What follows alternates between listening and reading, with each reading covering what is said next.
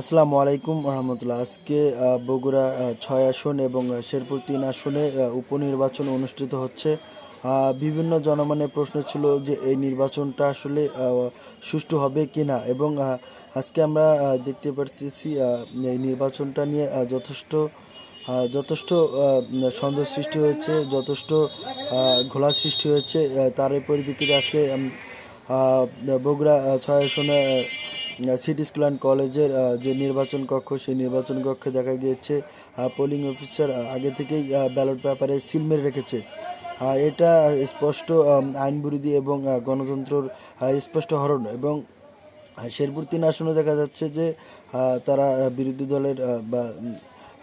দলের কোনো ভোটারকে তারা আসলে আসতে দিচ্ছে না এবং চাপ সৃষ্টি করতেছে। বিরোধী দলের কর্মী সমর্থকদের কেন্দ্রে আসতে দেওয়া হচ্ছে না এবং তাদেরকে গতকালকে থেকেই হুমকি ধামকি এবং বিভিন্ন চাপের মধ্যে রেখেছে। এটা আসলে স্পষ্টত মানুষের ভোটাধিকার হরণ। এবং আসলে দলীয় সরকারের অধীনে যে সুষ্ঠু নির্বাচন হওয়া সম্ভব না, তারই একটি উদাহরণ আজকে বগুড়া ৬ এবং শেরপুর ৩ আসনের উপনির্বাচনে। এখানে স্পষ্টত জালিয়াতি হচ্ছে, সেটা ভিডিও আকারেও আসলে এসেছে। আজকে আবার চ্যানেল 24-এর বরাতে আরেকটা ভিডিও দেখলাম, যেখানে 18 বছর নিচে কচি কাচারা আসলে ভোট দিতে যাচ্ছে। এটা কোনোভাবেই কাম্য নয়। ভোটার হয়নি অথচ তারা ভোট দিতে যাচ্ছে, এবং তাদেরকে প্রশ্ন করা হলে বলতেছে যে আমার বাবার নাম হচ্ছে জেনারেল।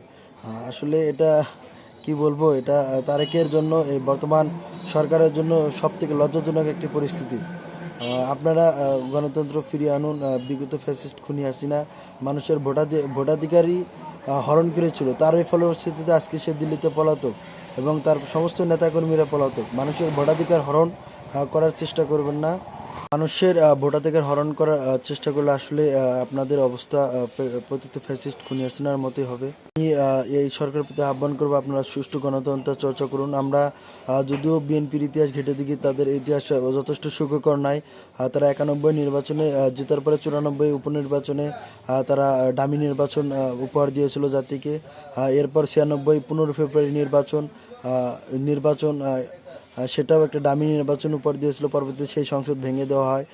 2006 সালে বিচারপতি যে নিয়োগ দিয়েছিল বয়স বৃদ্ধি করে, সেটাও একটা আমরা স্পষ্ট ঘটনা দেখি।